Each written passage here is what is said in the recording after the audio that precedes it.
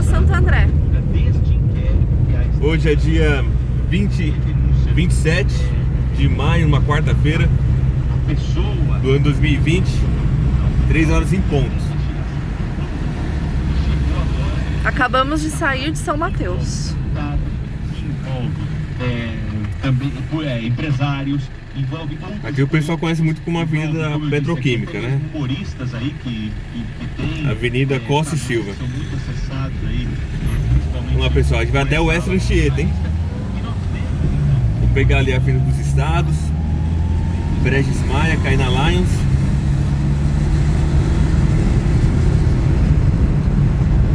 Por final ali na Anchieta.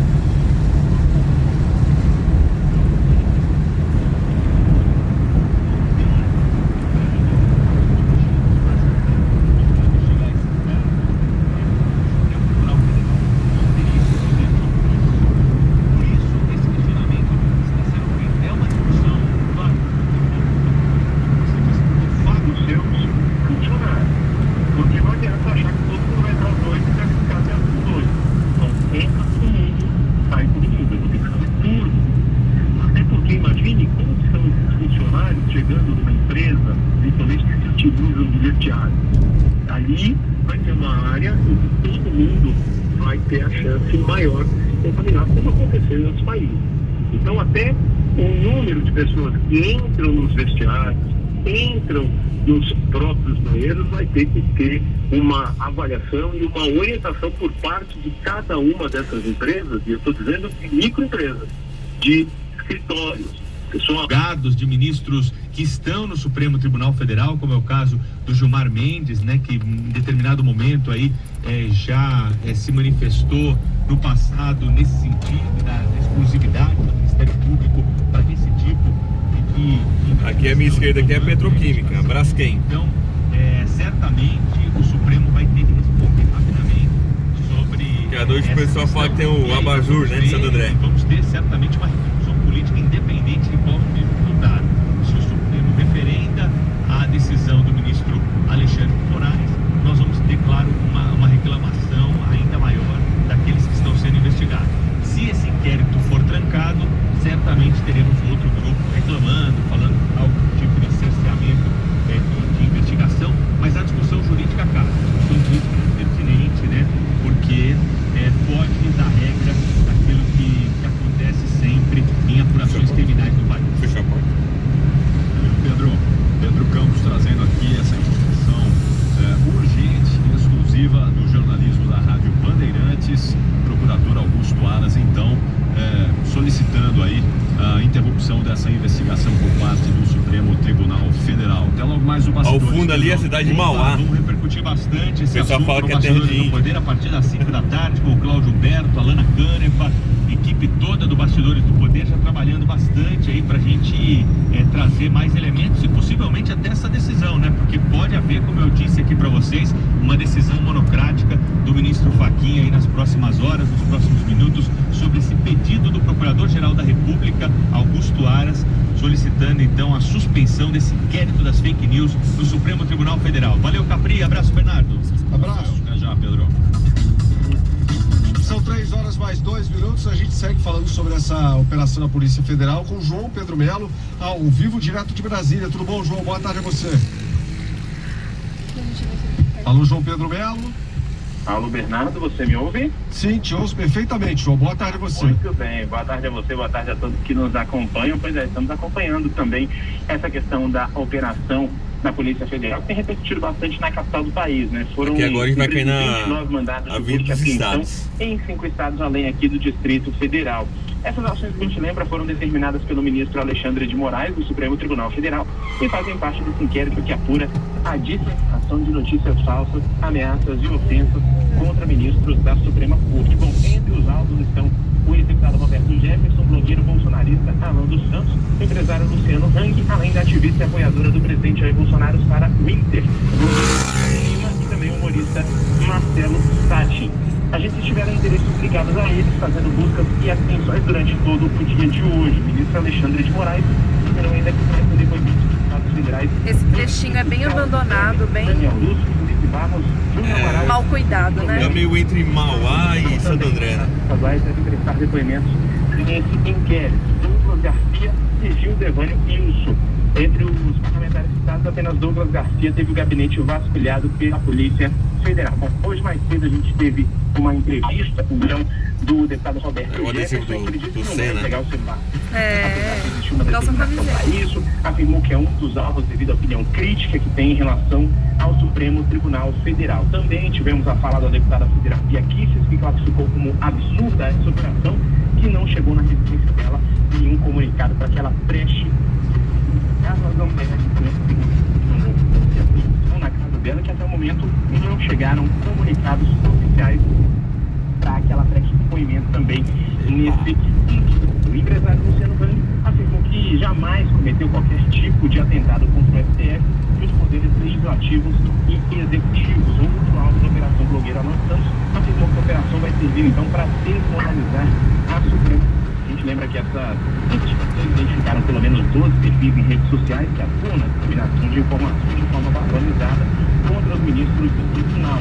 Isso acontece em março de 2019 e terminaria em junho deste ano, mas pode ser prorrogado diante dessas novas situações. Agora há pouco a gente ouviu a questão do Pedro Campos, né, citando que o Procurador-Geral da República, Augusto Aras, acabou pedindo fim desse inquérito para o ministro Edson Fachin, e aí tivemos outros questões também relacionadas a esse inquérito. Uma foi a fala do presidente da Câmara dos Deputados, Rodrigo Maia, destacando mais uma vez entre os poderes, Sempre o caminhão no meio do caminho.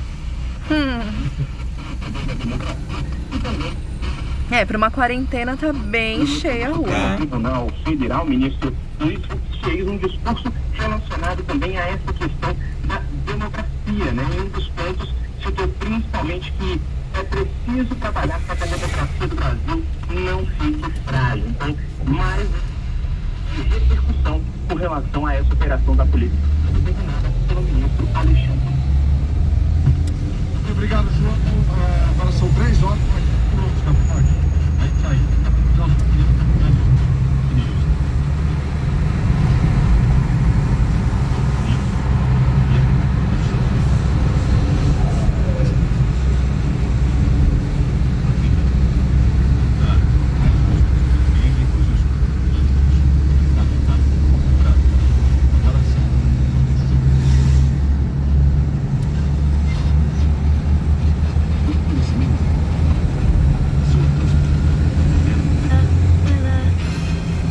Segunda hora do Band News FM 2-2, desta quarta-feira, 27 de maio de 2020.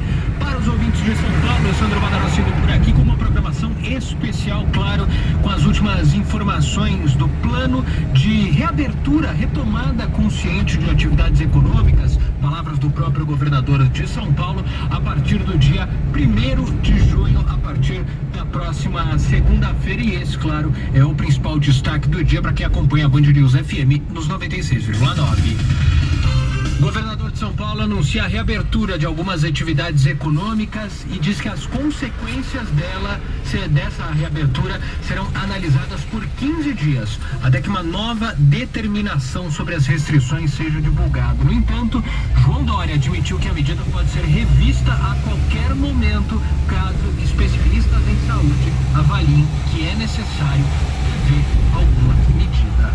A partir do dia 1º de junho, por 15 dias, manteremos a quarentena, porém com uma retomada consciente de algumas atividades econômicas no estado de São Paulo.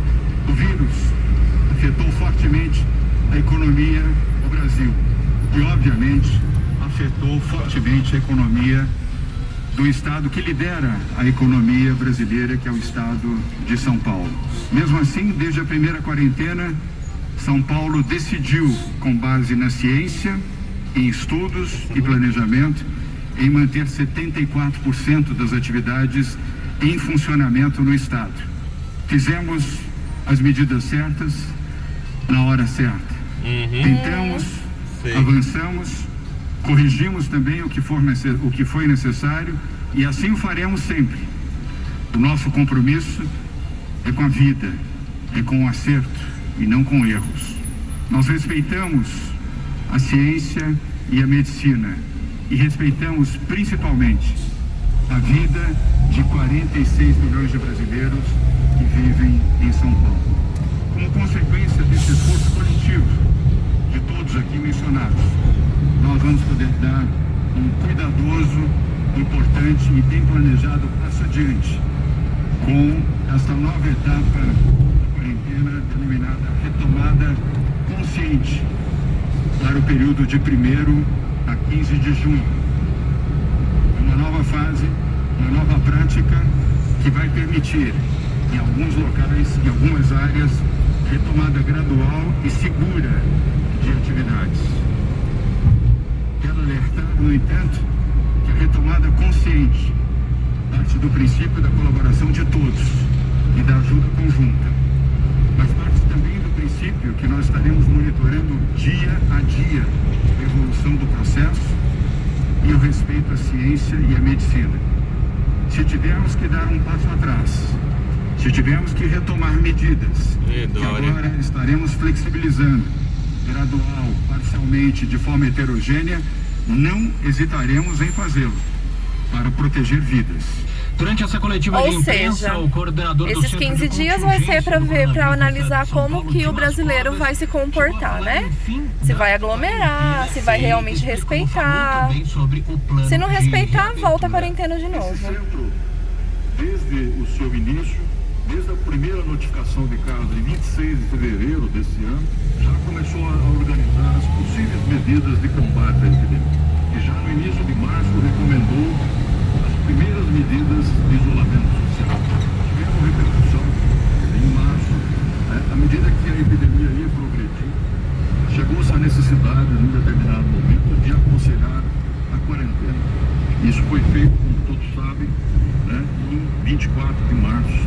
E aí nós temos medidas subsequentes, a quarentena que já foi renovada em abril, depois em 23 de abril, depois 11 de maio e chega agora ao seu termo no dia Sans Clube. Daqui a pouquinho a gente volta a falar sobre obras aí do viaduto reabertura Chamas em São Paulo. Nos outros destaques do dia, o Procurador-Geral da República, Augusto Aras, pede a suspensão do inquérito das fake news no Supremo Tribunal Federal. Ele pediu também o exame do mérito do processo no plenário do STF. Segundo o procurador, não há motivo para que 29 pessoas tenham sido alvo da operação realizada nesta quarta-feira com a tomada de documentos. A Polícia Federal deflagrou hoje, às 6 horas da manhã, uma operação a Faculdade Federal do ABC, busca, incluindo alguns alvos, à direita, deputados e deputadas federais da base do governo Jair Bolsonaro.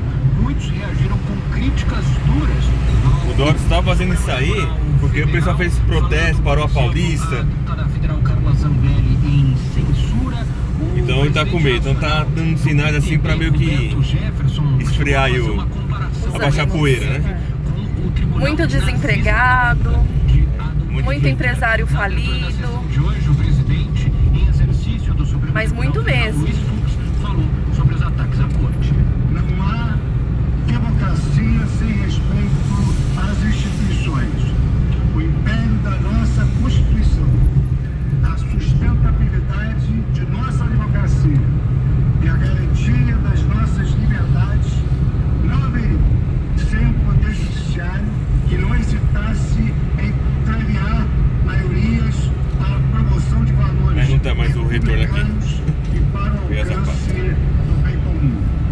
O Brasil é testemunha de que o Supremo Tribunal Federal, de ontem e de hoje, atua não apenas pela independência de seus juízos, mas também pela prudência de suas decisões, pela construção de uma visão republicana de país e pela busca incansável da harmonia entre os poderes.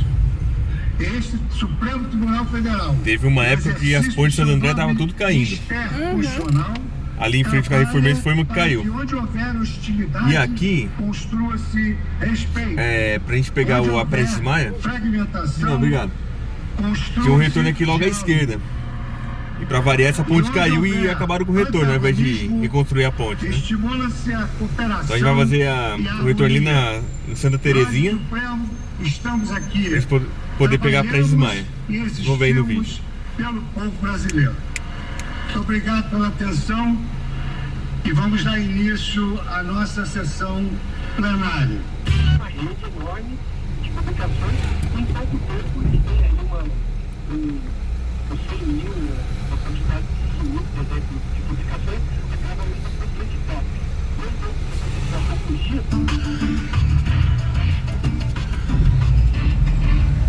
Os ventos frios de uma massa de ar polar ainda vão manter as temperaturas baixas ao longo desta quarta-feira. A sensação de frio continua por todo o estado e na capital paulista a máxima não passa dos 21 graus.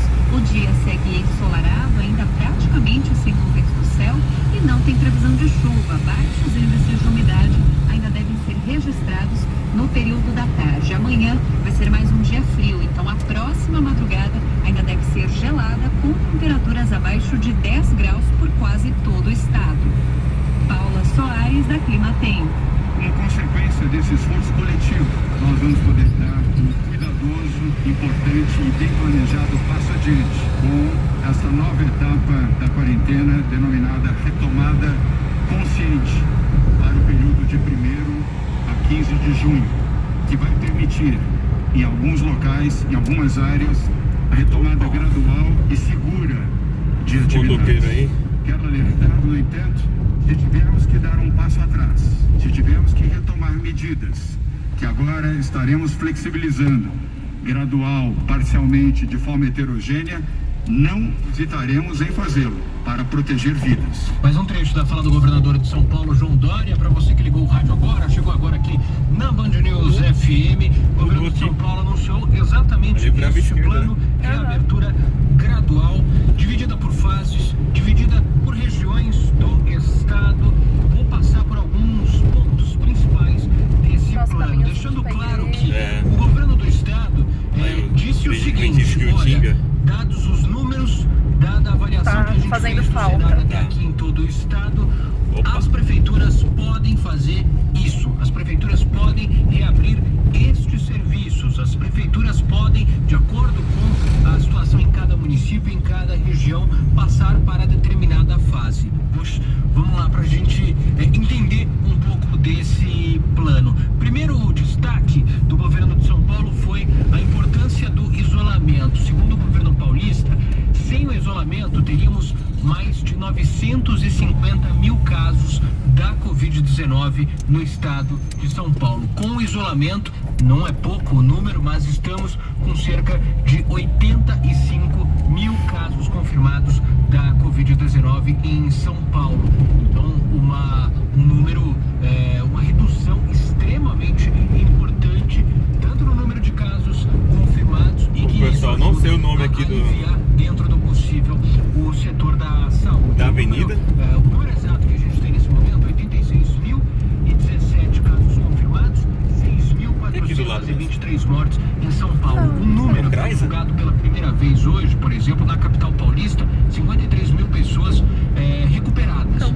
Companhia de abastecimento. Então, nessa apresentação, o governo como se fosse o Ceasa de São Paulo. Esse ponto, tivemos tempo para aumentar o número de leitos de UTI. Passou de 3.600 para 7.200. Foram abertos 7 hospitais de campanha, contratados mais de 6 mil profissionais da saúde e 600 respiradores novos chegaram ao estado. Então, segundo o governo, foi possível, com esse tempo de quarentena mais dura, preparar o estado. E o plano funciona da seguinte forma: o estado terá cada região em uma fase.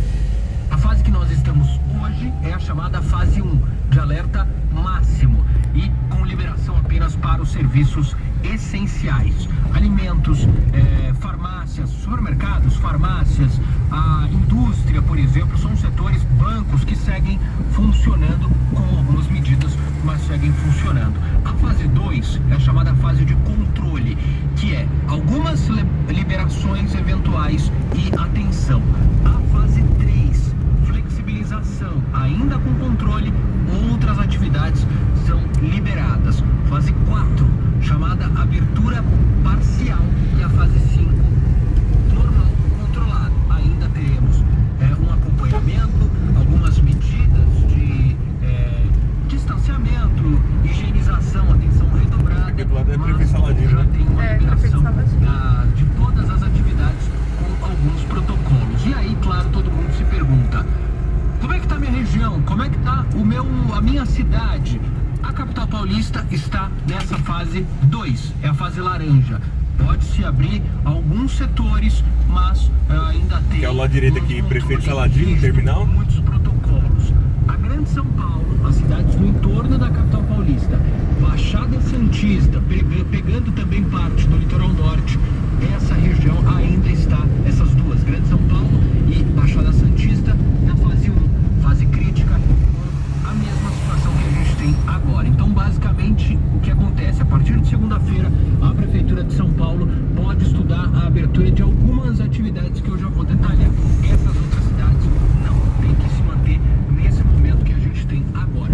No restante do estado, já na fase 2, a gente tem Sorocaba, região também de Taubaté, Campinas, Araraquara, São José do Rio Preto, são algumas regiões que estão ainda na fase 2. E os pontos do estado que a gente tem a fase 3, com abertura de mais setores. A região de Presidente Prudente, região de Bauru, região de Araraquara e São Carlos e também a região de Barretos. E pra gente fechar, claro que todo mundo quer saber, a partir de segunda-feira é para todo mundo sair de casa? Não. A partir de segunda-feira, as prefeituras podem, dentro dessas fases que eu falei, avaliar a abertura de mais alguns setores. Capital Paulista e outras regiões na chamada fase 2, a fase laranja. Nas nossas redes sociais você confere o mapa completo, tudo detalhado. Mas vamos lá, Capital Paulista, por exemplo, a partir de segunda-feira, isso vai ser estudado, o prefeito Bruno Covas vai falar novamente amanhã, mas pode estudar a abertura de atividades imobiliárias, concessionárias, escritórios, comércio e shopping centers. São essas as atividades que podem reabrir com protocolos de segurança a partir de segunda-feira na capital paulista e outras áreas do estado que estão nessa fase 2, laranja. Na fase 3 entram também bares e restaurantes. Pronto, pessoal, aqui é a Avenida Prestes Maia, entram nessa lista. Santo André. A 3 é essa que eu citei. Que também tem uma famosa São Bernardo do Bernardo. estado, como Bauru, a região de Presidente Prudente. E chegando aí, gradual, na fase 5. Essa avenida aqui que faz ligação com São Bernardo. Perguntas dos nossos ouvintes. Vai acabar na como é que Avenida fica? Lions. Eventos esportivos, jogos de futebol, teatro, cinema, isso só na fase 5. A gente não tem nenhum ponto do estado nesta fase.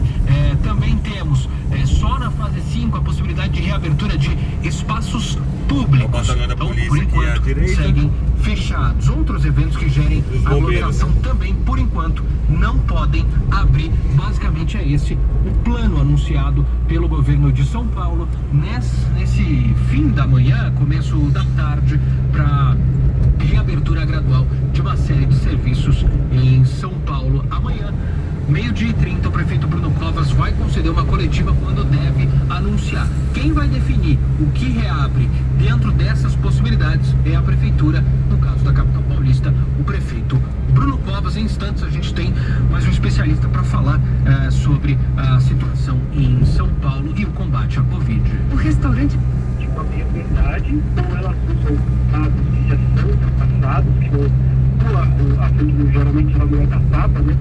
Então, às vezes, ela pode usar um dado, por exemplo, do ano passado, que hoje já não serve mais. Então, era uma notícia real, mas agora já não é mais.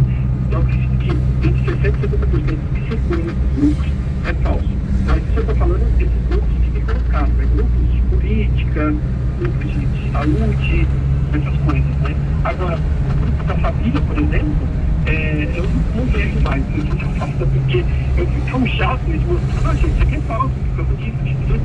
E aí, já me contaram mas eu voltei pro grupo da família e então eu voltei. Aí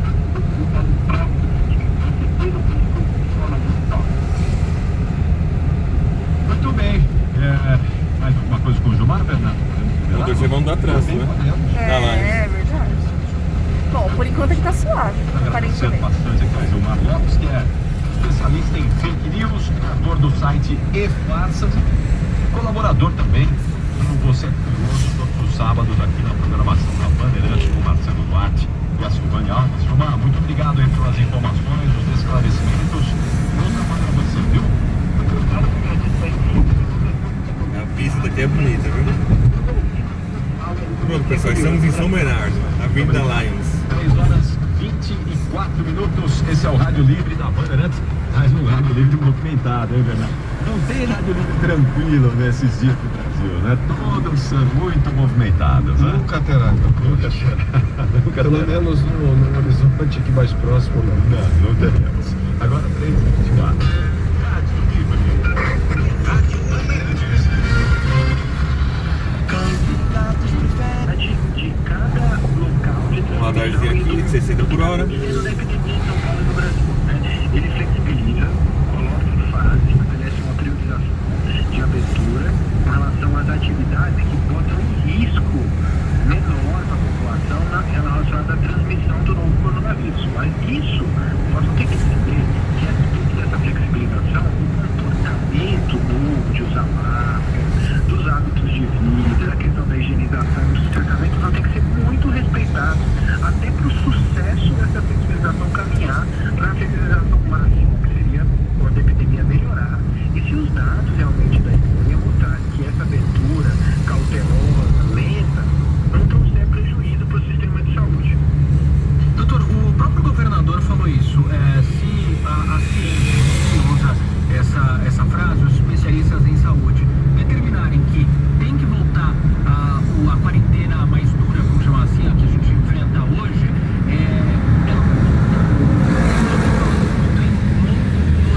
até que a gente tenha com segurança um medicamento, uma vacina, Teve sorte, a tô tendência pegando é que a trânsito. gente fique nesse abre e fecha, vai e volta de acordo com o número de casos?